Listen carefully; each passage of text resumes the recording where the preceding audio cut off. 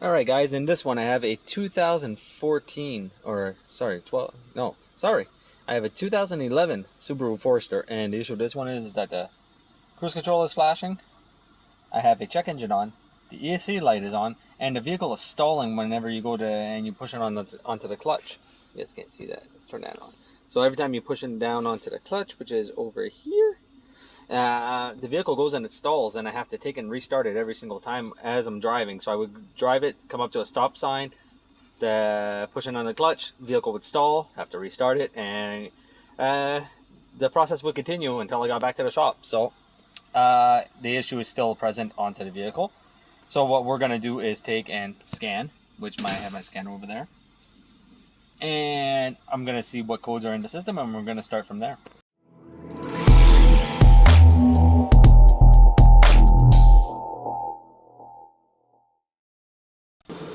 Alright, back to the hotel.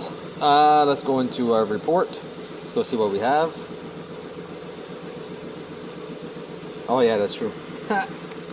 Oh, can't wait to get my touchscreen in. Yeah, report. Scroll down. So we have a manifold absolute pressure sensor malfunction, high input. High input. Alright, so where is our map sensor? Our map sensor is up here. So basically what we're going to be doing is taking and checking our map sensor to make sure that our signal wire is roughly down to I'd say a good 1.2 volts, 1.1 volts at idle. If we have anything higher than that, suspect an open into the sensor. But let's go ahead, set everything up, and see what we have. And for this one, I might just use a multimeter just because I don't really believe I need to use anything else for this one. Alright, so now I'm taking the car back out on the road. I haven't turned the car off yet. I haven't done anything yet. I was looking through the data for the code, and there's one thing that they said is that if you take and you look at your map sensor value, okay, you should be, if it's at 119 kPa, that means that there is an issue onto the vehicle and that you need to diagnose it. Basically, it's sensing that the sensor is either open or unplugged, and it's giving you that DTC. So what I did was I just closed the hood, got back in the car, looked at my kPa. I'm at 29. So right now the issue isn't present. So I'm gonna go drive the car, and we're gonna see if we can't get this to mess up. So this is a manual, so I won't really be able to hold you guys. So I'll bring you guys back if it starts messing up again. So right now what I'm going to be doing is taking just erasing the codes onto the system because the issue is not present. And sometimes with the codes in the system, it goes into a fail-safe. So I'd rather just start back from scratch, and then we'll go from there. I gotta make sure I turn the key on, or else it's not going to be able to erase anything.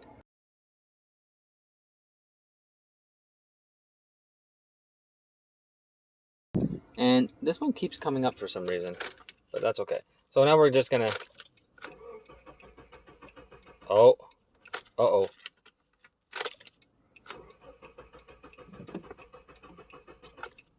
Now the car will not start. What is going on there? That's not good.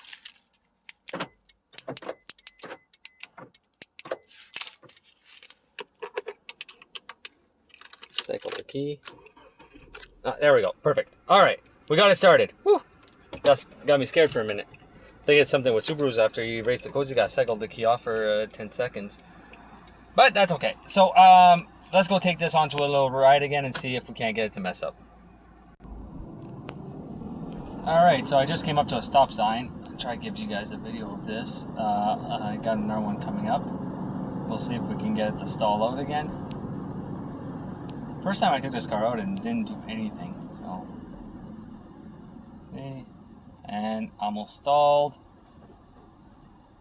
so nothing yet.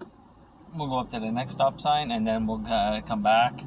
Like I said, I might have to drive this for a little bit in order for it to act up, but at least I'm able to recreate it, so that's always a good sign. Let's exit that. I gotta bring up my live data again. I want to see what ends up happening to my map sensor. I'm getting a map sensor code, so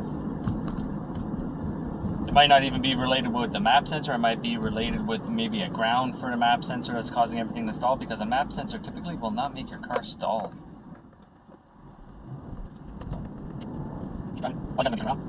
Every time I'm off camera, it stalls. So it just stalled out again. Start this back up. Let's go and check some live data. It's for sure that it's not going to be an issue right now because the car is starting back up. Active test, special live data. Bring you guys down, eh? So let's get back into my manifold. Atmospheric pressure, manifold relative pressure.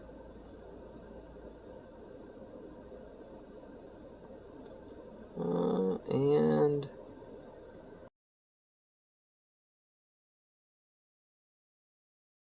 give me 1 second. All right, so I don't know what's been going on with my recording lately, but again, I either forgot to press record or I just didn't record. So there's actually a part of the video where I was going through my data PIDs, and I was looking at my MAF sensor, and I was looking at the grams per second. Now, during my inspection, I seen an inconsistent reading of my MAF sensor on the grams per second PID. The reading would go from 2.5 grams per second at idle to 3.5 grams per second, and then also from 2.5 to 2 grams per second. So there's something going on there. The reading was very, very inconsistent, and it just didn't make any sense. So let's go over this real quick. At idle, 2.5 liter engine should roughly be around the 2.5 grams per second mark onto your MAF sensor data PID. Now, there should be little to no variation into that. Of course, it's not going to be perfect, but ideally you want to be around that 2.5 grams per second mark. So an increase in RPMs equals greater airflow. Now, why does that equal greater airflow? Number one, since your pistons are moving faster, you should have a greater airflow demand. Two, the throttle is allowing a greater quantity of air to enter the engine. Now, without these two actions, there can be no increase in airflow, kind of.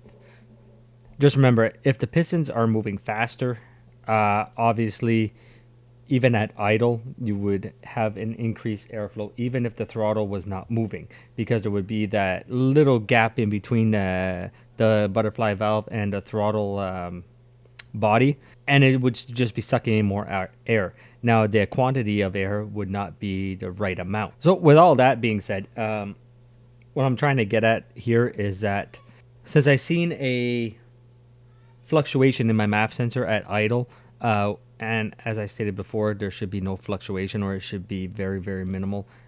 It indicated to me that there was either something going on with the with either the MAF sensor or maybe even the throttle body. So I just wanted to bring this up because it wasn't into the video, and I really want you guys to see where I was going with the next set of tests. All right, so what we're going to do is that we're just going to remove the map sensor real quick. We're going to take a look at it, make sure that there's nothing stuck inside of it, because the engine is running fine, so I don't believe that we have anything related with fuel or spark, but at the same time, we can't say no. I just really don't feel like pulling out the, the scope right now, so I'm going to do some basic checks before we go do that. Because I had taken this car out onto a test drive before, and there was nothing wrong with it, so I don't know what happened from then to now, which was roughly about a day. It has been raining, so that might be an issue with that. I'm going to take a look at this real quick and see maybe if it's just really, really dirty. So I don't know how well this is going to get caught on camera, but there is one of the resistors that does not look so good. So I'm going to clean him off. Alright, I got him all nice and clean now. So at this point, I'm sure that the map sensor was not the reason that the vehicle was stalling. So from there, we're going to move on to the next area, which I believe is going to end up being the throttle body. So I'm just going to stick him back in. I don't know how well it'll pick on camera for you there. Try to give you guys a view of that. I don't know if you guys can see inside of it now. But both resistors are nice and clean. So, we're gonna put him back. And there is one more area I want to check real quick, which looks completely oiled up. Is I want to just take a look at the throttle real quick. So I'm gonna take that off, and I'm gonna see if it's not fretted up on the inside. Give it a little throttle cleaning. These are just two basic things that I do anytime I have a car that's stalling with no codes. It's very, very easy to do. It's quick, and it doesn't really take any parts or products. So, and for me, it's just process of elimination, and this is how I like to do my process of elimination. Because you never know, maybe the throttle's just not closing at its proper spot when I'm coming back down to an idle, and it's causing air not to enter into the engine.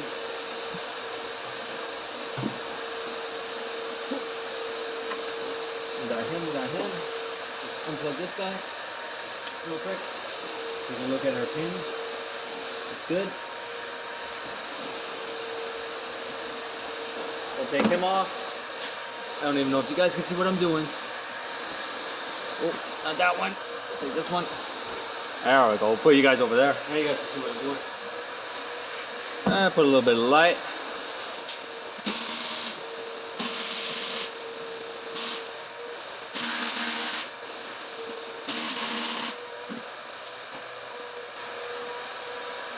Oh boys. Yeah, I think we're gonna clean that off before we go any further. Try to give you guys a view of that. That is disgusting. Too much light. There we go.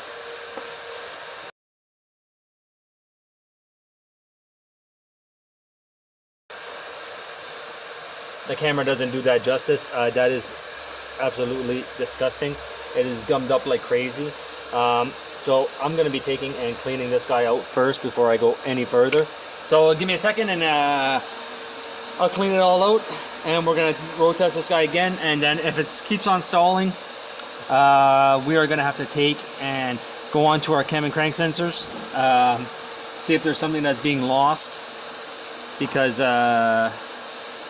and it might even be fuel related too. So, but let's clean out that throttle body first, because that is disgusting, and then we'll go from there.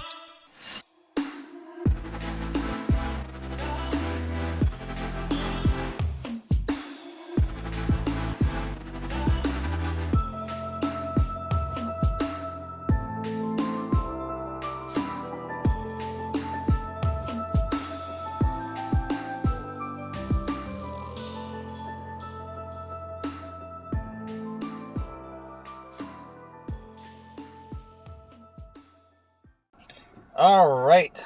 Oh, this autofocus is horrible.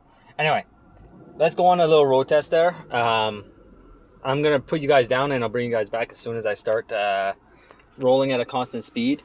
Also, I want to get this up. Live data. We'll just go get the map sensor. Not the map sensor. Let's go get our map, because our map was key in this one. So mass airflow, I'm going to change that to 2.41, 2.43. That's looking a lot better. The car seems to be running a lot smoother right now also. Give me 1 second, I'll bring you guys right back. I don't know if you guys can see that, but it's pretty steady around the 2.5 mark right now at idle. Alright, so let's just drive and see what ends up happening. I'll put some little background music in for you guys, not get too bored with just staring at a dash, even though some people might actually like that. So, whoa buddy, Jesus. Man.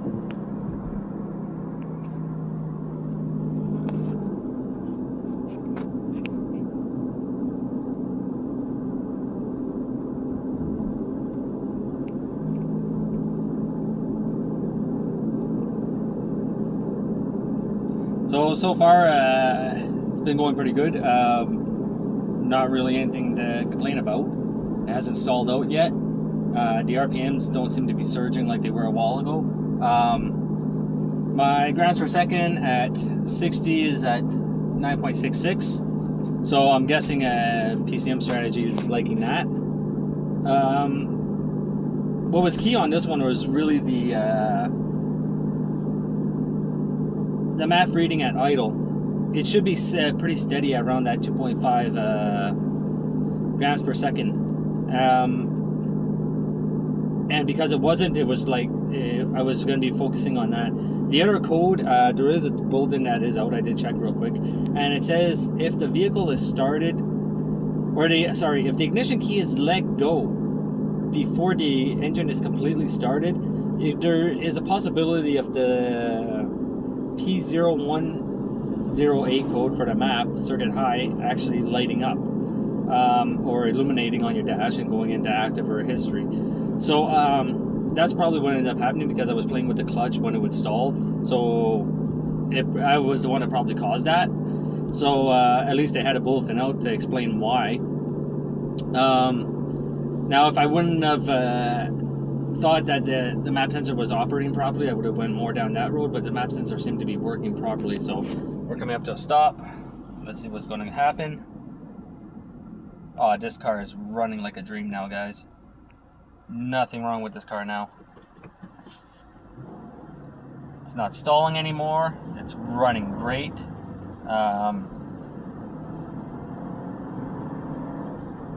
For all we know, I'm doing a lot of work on used cars right now. I'm doing inspections and repairs, basically. And when you get a used car, you really never know why that car got sent out to the auction anyway. So from what I could tell, it might have been because of this stalling issue and nobody was able to figure it out. The client was just unlucky that he didn't get anybody to actually diagnose his car properly, because it took me a matter of 15 minutes in order to clean out the throttle body and everything, which is great.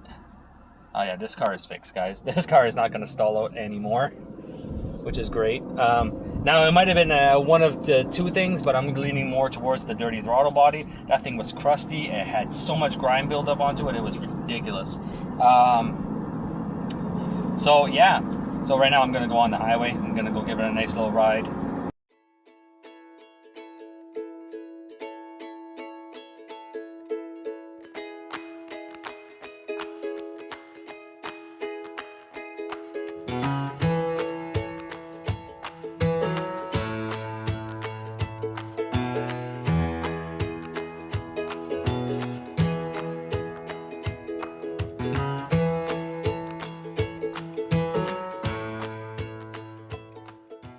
So I hope you guys enjoyed this little video. The vehicle is fixed. As you can see, it is not stalling anymore.